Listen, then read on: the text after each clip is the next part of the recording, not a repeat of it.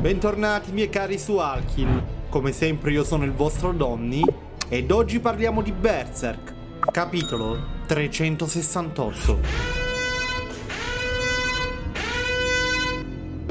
Spero che stiate passando bene la vostra estate, perché noi, anche se in vacanza, in background continuiamo a lavorare per potervi portare tutte le novità che poi vedrete col nostro rientro. Insomma, come abbiamo ben visto, Griffiths alla fine ha rapito Kashka.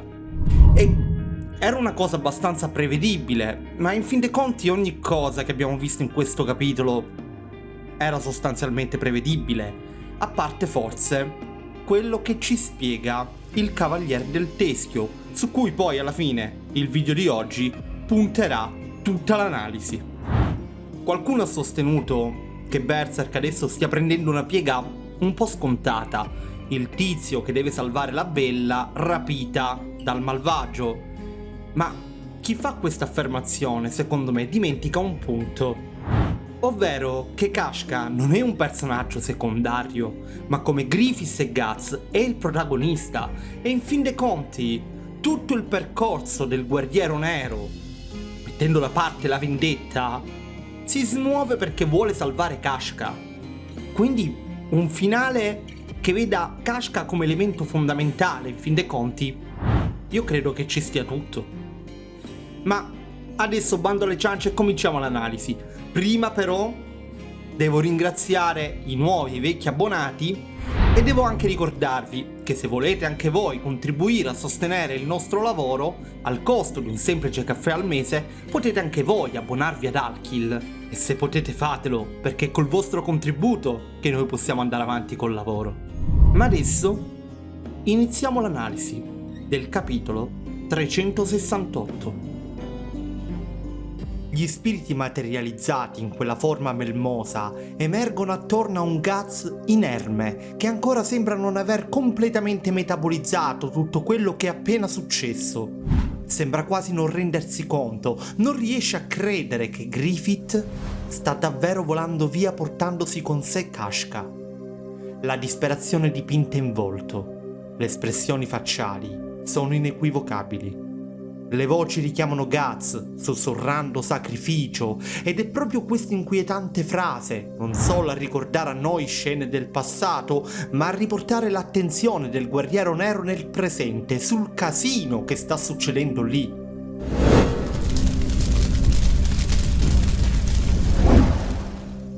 Ciò che vediamo è un oscuro quadro con un Guts al centro della scena e gli spiriti mostruosi che fanno da cornice. Il gruppo formato da Danan e gli altri resta sulla difensiva cercando di difendersi come meglio può, e sono proprio due scambi di battute tra Serpico e Isidoro a ricordarci dove avevamo già visto delle creature simili, nei capitoli della condanna a Sant'Albione durante la festa della rinascita. Al tempo, quando Luca, salvata dal Cavaliere del Teschio, si ritrovò innanzi a questa melma, chiese a quest'ultimo di cosa si trattasse. Il Cavaliere del Teschio parlò di un ammasso di rancore che albergava lì, destato probabilmente dal mistero della torre. Insomma, sembrava riferirsi in quel caso a una sorta di essere incarnato dal rancore delle vittime che proprio lì, se ben ricordate, venivano torturate e uccise da Mozgus e dai suoi. Il nostro misterioso cavaliere, in questo nuovo capitolo, fa la sua comparsa in sella all'oscuro destriero proprio in questo momento, e diciamoci la verità, anche se a grandi linee avevamo previsto un suo intervento, non aspettavamo altro, perché solitamente quando c'è questo personaggio di mezzo, anche se in modo criptico, anche se usa spesso un linguaggio metaforico, qualche indizio in più ce lo dà sempre. Prima di parlarne però, visto che in molti lo avete fatto notare, vorrei aprire una brevissima parentesi su questo fantomatico corno dell'armatura che dovrebbe essere stata riparata ma che qui vediamo nuovamente rotto. Ora, in effetti non è la prima volta che qualcosa del genere accade e trovo che sia normale, in una storia come Berserk, basarsi su ogni minimo dettaglio per cercare di formulare teorie, cosa che fondamentalmente in una rubrica apposita facciamo anche noi. La mia opinione in merito però è molto più semplice in un certo senso. Io concordo infatti con il buon Caverna che debba trattarsi di un banalissimo errore di disegno. Certo, qualcuno potrebbe non essere d'accordo per svariati motivi, che attenzione, non escludo a priori, però di teorie in merito ne ho sentite parecchio e a dirla tutta, attualmente nessuna mi ha convinto più di tanto. Ma torniamo all'analisi.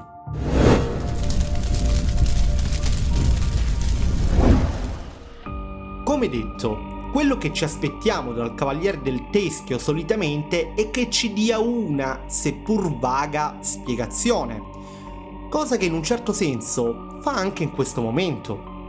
Egli parla di un lampo accecante, riferendosi al falco probabilmente, che ha aperto una spaccatura, un passaggio da cui questi esseri sono emersi. Poi, riferendosi a tale creature, dice testuali parole che, devo specificare, abbiamo preso la briga di far tradurre direttamente dal giapponese per evitare errori di traduzione che potrebbero confonderci. Questi esseri, sorti dalla spaccatura, sono ciò che chiamereste le fondamenta stessa dell'isola, i maestri originali di questo posto.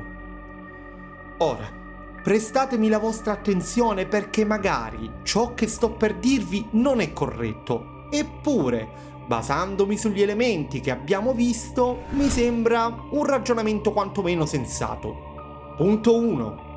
Sappiamo che in passato il Cavaliere del Teschio ha definito quest'ammasso come l'incarnazione del rancore che albergava lì. Se cercassimo insomma di dare una spiegazione a queste sue parole, è come se stesse dicendo che la rabbia, la disperazione, il rancore appunto delle vittime torturate in quella torre avesse in qualche modo preso vita e durante la festa della rinascita, come vediamo, tale ammasso emerge combinando tutto il disastro che ben ricordiamo. Punto 2. Volume 41, capitolo 363. Ricordate ciò che Jed, seppur in modo vago, disse a Shilke mentre raccontava della sua maestra Flora? Il saggio ci parla un po' del passato della vecchia strega, raccontandoci di come ai tempi, quando essa prestava servizio presso la sacerdotessa dei fiori di ciliegio, si fosse molto affezionata a quest'ultima e al Cavaliere del Teschio. Ma la cosa più importante è la seguente. Jed parla di un fantomatico tabù che Flora avrebbe violato, aprite bene le orecchie, a seguito di un funesto giorno quando il sole nero brillò su queste terre. Collegando quest'ultimo passaggio ai ricordi dell'armatura che mostrano una vecchia formazione della mano di Dio con un Cavaliere del Teschio che tra le braccia stringe la famosa donna marchiata, tenendo in mente appunto che Jed parla di un sole nero che in passato avrebbe brillato su quelle terre, tutto mi lascia supporre, e sottolineo sono supposizioni, che un'antica eclissi, o forse un'antica festa della rinascita, sia avvenuta su quell'isola. E giustamente vi starete chiedendo, ok, e anche se fosse, come colleghi tale evento a quegli esseri che vediamo in questo nuovo capitolo? Presto detto. Il Cavaliere del Teschio parla di tali esseri come maestri originali di quel posto. Mi chiedo, e se tale melma fosse ancora una volta l'incarnazione del rancore, della rabbia, ma questa volta degli antichi maestri, nonché abitanti originali di quell'isola che furono vittime in passato di un'antica eclissi?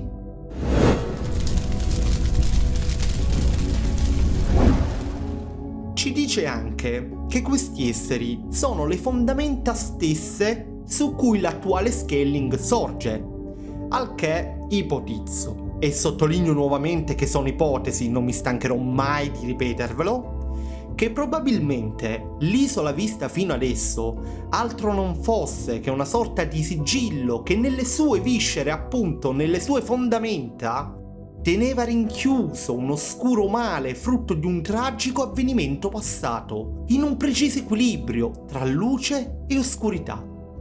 Un'isola nata su una passata distruzione, come un fiore, o più precisamente un albero, che nasce su un paesaggio distrutto, ma che nel terreno continua a celarne le macerie. Ora però una spaccatura ha infranto tale sigillo e il male torna alla luce, inghiottendo voracemente tutto ciò che incontra. Beh ragazzi, sono supposizioni, sono solo ipotesi, ragionamenti che abbiamo fatto su quello che alla fine abbiamo letto fino adesso. Nessuno ha la presunzione di avere ragione, magari abbiamo torto marcio, magari invece ci siamo quantomeno un po' avvicinati alla verità, non lo so. Non mi resta che ringraziarvi per aver visto questo video fino alla fine. Vi ricordo che il 21 uscirà il video su Ragnarok in collaborazione con Morte Bianca e quindi vi voglio belli numerosi. Non mi resta che salutarvi e augurarvi come sempre buona vita a tutti.